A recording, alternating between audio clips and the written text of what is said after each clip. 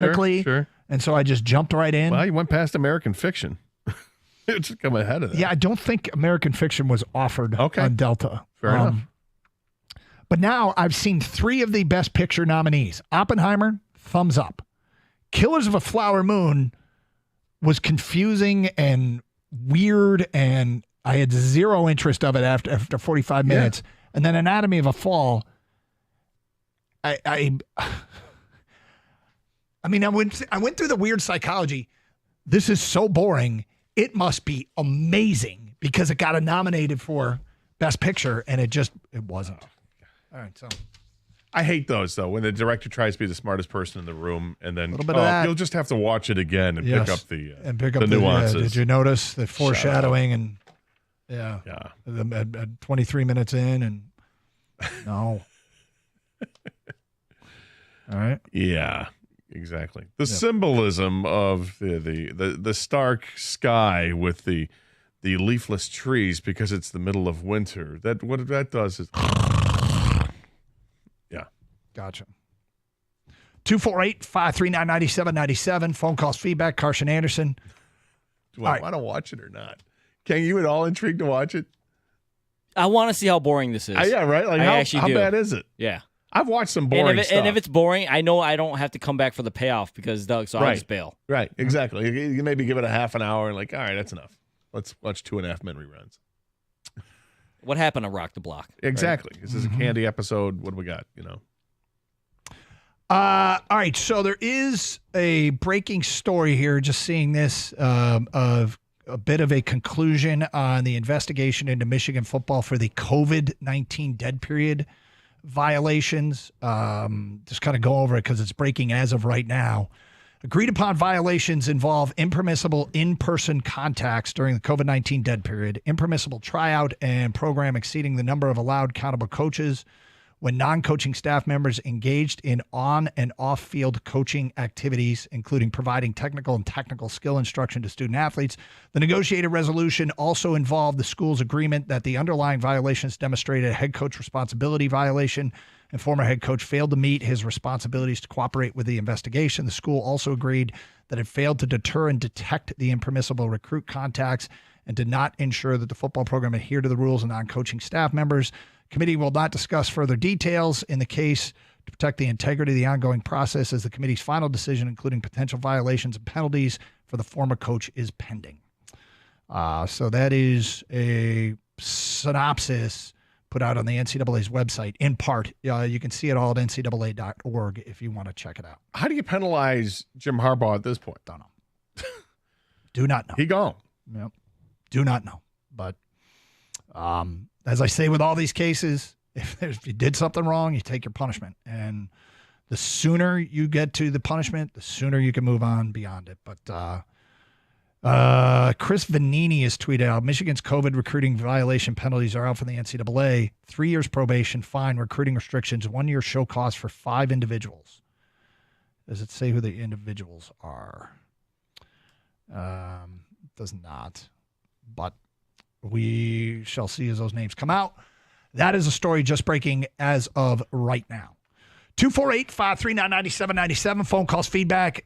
Huge Red Wing game coming up tonight. Tigers this afternoon. All things we will discuss before we get to Tiger baseball here on 97.1 The Ticket. You want that green lawn, right? You want to make sure it's green. Everything's turning green right now. Everything's starting to grow right now. Make sure you protect it and do it the right way. Call Natural Way Lawn and Tree Service where you get green and stay green with Natural Way. 888-GET-GREEN. That's a telephone number, easy to remember. And for a limited time, you purchase a full lawn program, you get free grub control, but you have to mention My Name Gator in the station's 97 The Ticket. You don't want crabgrass. By the time you see crabgrass, it's too late to fix it. You got to prevent that problem, so get on the schedule. Call them right now at 888-GET-GREEN and take care of crabgrass. Also, here's why Natural Way is great. If you're unhappy with it, listen, they have the 100% satisfaction guarantee that goes with it. I've used Natural Way for almost a dozen years right now. I've been completely satisfied with what they do to get my lawn ready for the season and how they treat the lawn all year long, or I should say all summer long anyway.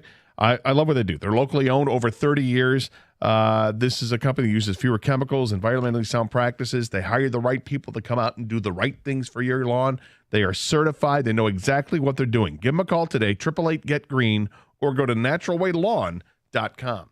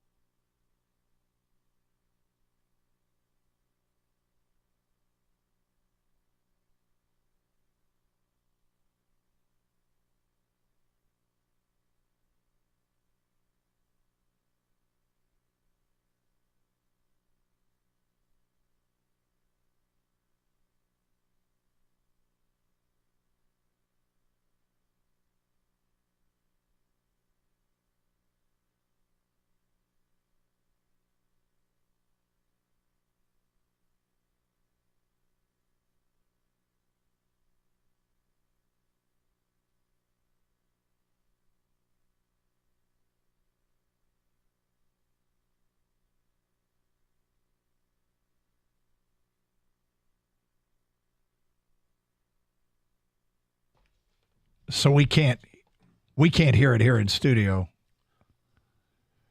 Gator, tell the Red Wings just put that out. Yeah, I'm going to repost it. The Red Wings put out a video of the game-winning goal in overtime last night, but the video has a very small screen, the lower left-hand part that shows the actual play taking place. But the majority of the screen is our beloved Ken Cal and Paul Woods in the booth, and the call of the game, I know we have the call of the game, and it's amazing. But then to see you see Ken and Paul's reaction, it's fantastic. Cal's got his fist up in the air, and so does Paul. Paul's showing some emotion too, which is awesome. Paul, and it was put up by the Red Wings for the Red Wings Twitter account. Take a look. I just retweeted it, so all right. Well, people can see it at DunganGator971, and quite a win last night for the Red Wings. Huge game looming tonight. It's the Tony Kubek award-winning Ken Cal. There you go. Congratulations to Cal for that. Polish Sports Hall of Fame. All right. As far as the game tonight is concerned, it's a massive game. It's you go back to the beginning of the year, the kind of thing that we would like hope for. You know what I mean? The that we could get to this kind of scenario at the end of the year. And sure enough, they're playing in this kind of game. It feels unsatisfying because they were so deep into the playoffs prior to this that I get why people are disappointed, but at the end of the day, they're playing a game to get in tonight, to give themselves a chance to get in. How's your gut feeling about this one? My gut feels that they're the better team and they'll win tonight. As far as what's going to happen with Washington and Philadelphia, I mean, Washington's playing for everything. But Philly has a chance. So Philly, if you have a chance, you play like you can get in. I mean, I just feel like the way this season has gone,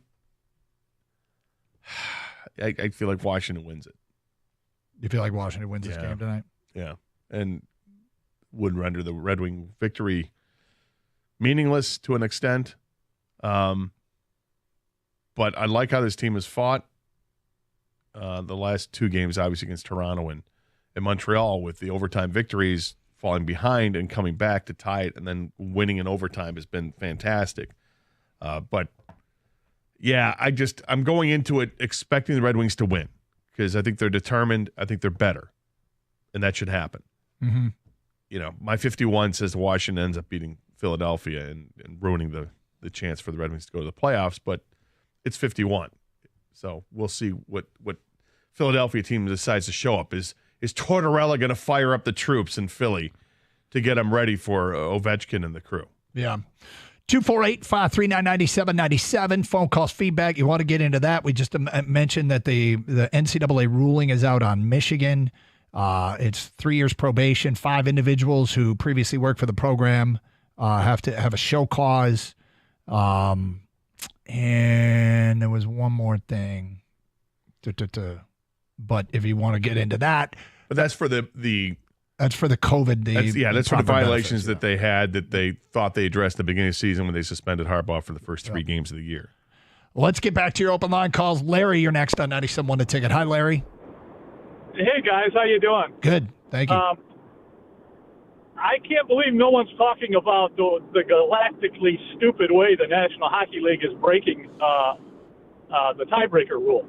It's the equivalent of the Tigers winding up tied with the Cleveland Indians for the last wild card spot, and the Indians getting to go because the Tigers won 3 extra inning games. I mean, it is really crazy. So if you think about it, it's kind of weird. It's the same in the NBA. If you win in the overtime in the NBA, do they not count as wins if you're tied? Yeah. I mean, well, how would you determine it? What they should have done when they decided they were going to play to a winner, you do away with the 1 point for making it to overtime for one thing. And if you don't want to do that, at least go to head-to-head or division wins or something. But to take away a team's wins because they won in overtime or a shootout, that is just crazy. Well, I guess you get to a situation where you may not play as many games against other division foes. Yeah, they lose the season series to Washington. I mean, the most obvious one would just be straight head-to-head, right? Right, but that's not the point. The point is you're taking away legitimate wins. That's the point. Those were legitimate wins the Wings got. They weren't. It's the same as going 12 innings in baseball. That's a legitimate win. Yeah, but I'm just saying that they're trying to find right, but they're trying to find a way to get beyond. Okay, everybody's got your win total, and now what do we do? Okay, because wins and points we're all tied. How do we get to tiebreakers? And if you have an odd number of games, like if you're comparing, the Red Wings games played versus Washington and Washington's games played versus whoever, somebody from another division, it might get a little unfair there. You can explain that it has nothing to do with wins against division guys and all that other stuff. They're the only sport that does that. No other sport takes away a win for winning in extra innings or overtime. No other sport. Yeah. Wings just had like 3 or 4 wins taken away from them, and so and anybody else that would be in the same situation as the Wings would have the same thing happen to them. That's all I mean, I guess I've never really delved into, because the one thing about handing out the point for getting to overtime is it means that teams, when they get into overtime, are really trying to win. Like they're not skating around. Because overtime used to be almost ceremonial. Very few overtime goals were scored, but they also are trying to avoid too many games decided by a shootout. So the 3-on-3, where you're guaranteed a point, you have nothing to lose. It is exciting as hell, but it doesn't feel as much like a regulation win. Feels like a more authentic hockey win, because when you score 3-on-3 or shootout, I mean, it doesn't feel like the same thing as winning in regulation, does it? Feels a little gimmicky, right? Yeah, and I guess they played the same amount of games against I think. Well, they played Washington 3 times and lost twice. And I'm looking at Washington and Philadelphia. I think they've played twice, which would be the third time will be tonight. So do you play the conference the same amount of times? Well, if you are... So why wouldn't you go head-to-head? Yeah, I don't know. There's got to be an obvious answer because, I mean, head-to-head makes all the sense in the world, right? It does. Let's go to Ryan and Novi. You're next on 97.1. Hello, Ryan. What's going on, guys? How are you? Okay. I just wanted to chime in on the Wings talk. I mean, I've called your guys' show several times throughout the year, and the tenor has been very different in terms of, the positives on the winning streak, going into the trade deadline, something's got to get done. But I was down at the arena last night. I've worked down there since 2018, and there is not a close second to how electric this building has been all year long. And just when you think they're out of it, and I think the common theme with this team all year is even when they don't show up in the first period, when they're chasing goals, it always seems like they stay in the fight. And there is no possibility on this earth that this team loses tonight. The unfortunate reality is that it's all up to Philly and Washington, as you guys have been talking about, and they really have no one to blame but themselves for being in this spot. Because we can go back and look at several games between the 2 Washington losses, the 2 Arizona losses, that they really shouldn't have been in this position, and here they are. But I just think for tonight, I hope all the Red Wings fans enjoy it, guys, because this is the closest we've been to something fantastic happening with this team in a very long time. So I just think we can talk about roster construction and the issues this team has and coaching staff after Game 82 tonight. But I'm excited, guys, and I don't think there's a chance they lose this game. Well, I'm a little worried, because I don't think Montreal had to empty both teams have to play in Detroit on Monday and in Montreal on Tuesday, right? That's the same, the travel and all that. I don't think Montreal had to empty the tank and expend a ton of energy to lose the game. I think the Red Wings had to empty the tank and expend a ton of energy because they needed to win the game, and they did, which was awfully impressive. I'm a little concerned that having to play the next night is going to have a bigger toll on that team, the team that was down 4-1 and broke out all the stops and double-shifted guys and went extra hard because they needed the points, than the team that didn't. Well, I think the tenor of this game is going to be really hard for this team to keep up what they did last night. Mm-hmm. But it also tells me the Red Wings, I think, are going to pour it all out early, right? They're going to be going on adrenaline and try to take care of things early. If they get up by a couple goals, Montreal's got nothing to play for.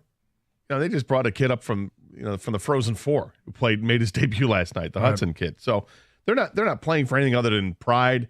A previous caller said they want to win the last game of the season because it's in front of the hometown fans. I'm sure that's part of it, but how motivated is a team that is completely out of it and they weren't even really part of the equation? You go back to the Lions against Green Bay last game of the season a couple years ago, and they knew going into it that they couldn't do anything, but there was still motivation there because you were motivated to prevent Green Bay from getting there. You also were finishing up this great run that you had to go 8-2 down the stretch.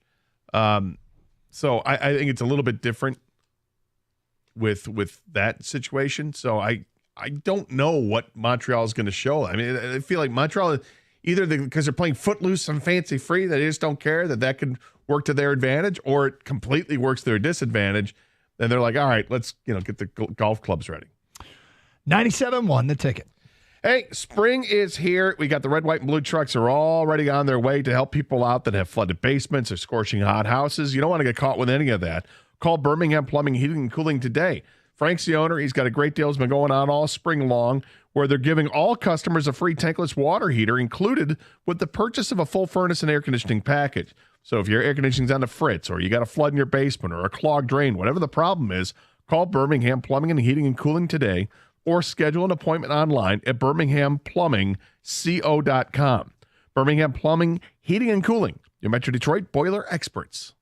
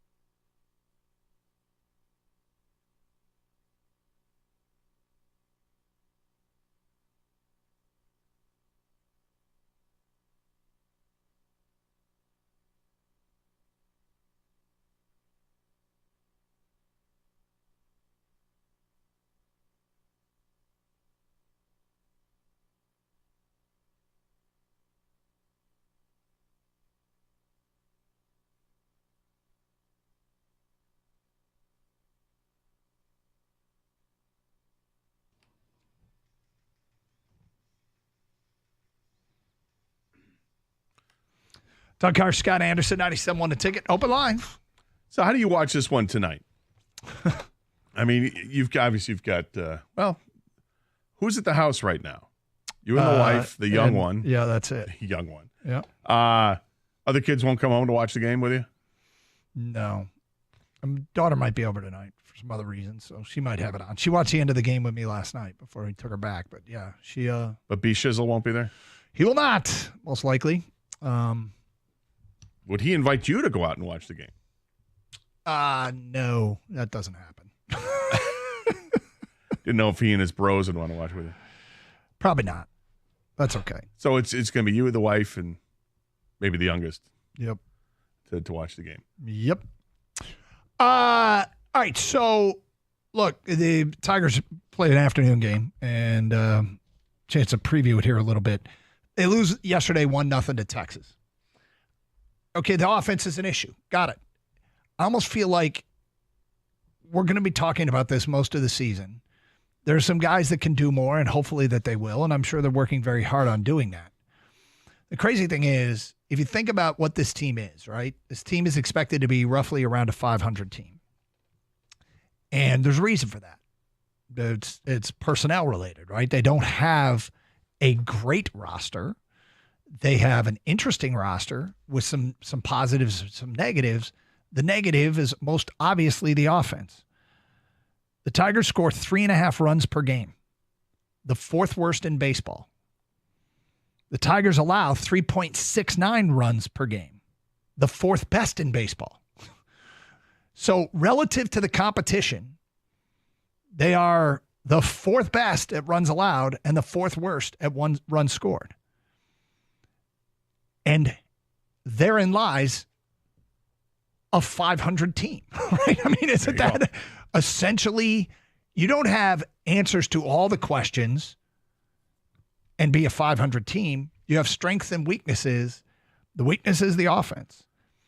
And they can add to the roster as this season goes on, and most likely will at some point if they stick around long enough. Otherwise, it might be the long play here. But I find myself not having a ton of angst over the offense because it's as frustrating as the runs allowed have been successful. But therein lies essentially a 500 baseball team. How do you get to be above 500 with this group is my question. Yeah, I mean, you got to want it, don't it? You know, the offense has to get better. And I think where they're at right now, it feels like, well, you can only go up. You know, we've talked about before the season began that these players, because they're young, you expect the trajectory of their careers to get better season by season. And here they are, a bunch of young guys. Let's go. The lineup tonight, you know, facing a right-handed pitcher. So the you mean this afternoon? Sorry, yes. That's the lineup this afternoon at Comerica Park. You got some left-handers in the lineup. You got some switch hitters in the lineup. We'll see if they can, you know, provide something here. Riley Green's in there. You got Kerry Carpenter in there. Urshela, Wenzel Perez, Parker Meadows. Parker Meadows really needs to get on track. He needs to start hitting. I love his defense, and I get why he's on this team because, man, is he fantastic out there. But you got to get on base. Please get on base other than being a pinch runner. And if he's a pinch runner, I want him stealing every chance he gets. Yep. Because he's really good out there. But they need to get guys back on track. Torkelson has need to hit a home run. Let's go. Come on, Torque. Need the first Torque bomb of the year. Yep. And the thing is, they're wasting like Reese Olson's appearance yesterday, right? Great outing. But you know, I feel like the amount of angst over what they're not shouldn't be overshadowing what they are, which they are really good at run prevention, whether it be through pitching and defense and run save defensively. But can you get better offensively? You just talked about Torque, and I talked about a trade deadline acquisition. Everybody can. Because there's nobody's off to a great start offensively. Mm-hmm. You know, you got guys that might be getting on base and their on base percentage looks good, but they're not hitting. Nobody's hitting on this team, really. So plenty of room there. And you're taking on a pitcher today, right-hander John Gray, who isn't great. Nothing special about him. You know, his whip is way up there early on in the season. He's given up more hits than innings pitched, and he's added on a bunch of walks too. So you can get on base. What they need to do is get that breakthrough hit. You know, hey, it's 2 on. What happens? Torkelson up to the plate instead of, you know, popping the ball up or a ground ball into a double play. Hit it over the fence. Mm-hmm. Go OTF in left field. Those are hard to field. It's hard to It's feel hard the to- ball it's hard when to you find run out. into a wall and it's still going. Yes. It's hard to find out under those circumstances. What do you make of the division with the Gribe and Kansas City off to their starts? I think it makes it exciting. You know, like you said, they're both off to good starts, and both offenses seem to be clicking there. Minnesota is going to be better than what they are right now. Hey, wait a minute. Is Carlos Correa on the injured list again? Yeah. Who knew? And, how soon till Byron Buxton gets hurt again? You look at your watch or your calendar and figure it out. But those 4 teams with the Tigers feel like this is going to be a battle. It could be a good battle all season long. We don't know really how good Kansas City or Cleveland are because we haven't seen them yet. But we'll see plenty of them, and we don't know how good the Tigers are either. I mean, I like that their pitching has been very good to start, but the 2 doubleheaders they played in the last week and having to go to the bullpen as much as they did, is that going to, take its toll later on this week? That's why it was important to see Reese Olson go as long as he did last night. Well, it was good to see in that outing, but hey man, you go into a weekend series, and we'd pointed early to this series with the Twins and this series with the Rangers and back with the Twins. Splitting the series with Minnesota isn't the end of the world. Love to see them split this series with the Rangers and just keep their head above water. We saw what happened at the beginning of the year. They played 2 teams that they are clearly better than, and they took care of business against the Mets and the White Sox, who are now 2-14 of the Chicago White Sox. But, you tread water in these series and then try to get ahead in those series when you're playing the bad teams, and there'll be plenty of them on the schedule. Casey Mize, look, we've said it, stay healthy and justify 30 starts this year. And, so he's an important piece of this team in this future. We'd love for him to be dominant, but baby steps here. He needs a healthy season more than he needs anything else. Yes, he does. He does. And keep building off of what you did. His last start was better than his first start. Let's see if he can get a third start that's even better. Yep. So far through 2 games, 9 1/3 he has thrown, has given up 5 earned runs, 3 in the opener, went a little longer in game 2, gave up 2 unearned runs. He probably wants the strikeout totals to go up, is my guess.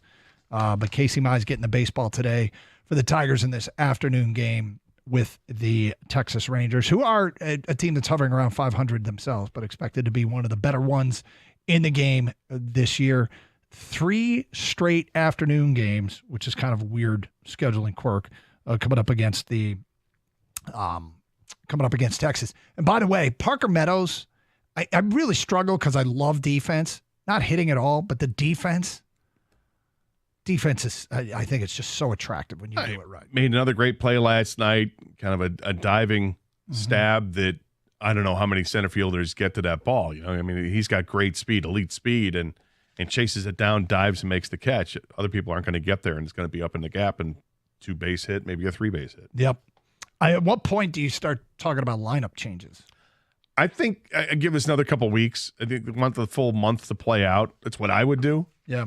But I think they're going to have lots of decisions to make, and it might start with Parker Meadows. All right. Well, Tiger Baseball coming up this afternoon. Thanks for being with us. We'll have plenty to talk about tomorrow with a huge Red Wing game tonight, and go Philly, right? So stay tuned for the Tigers. Thanks for listening. Carson Anderson, stay safe. Treat each other with respect. 97.1.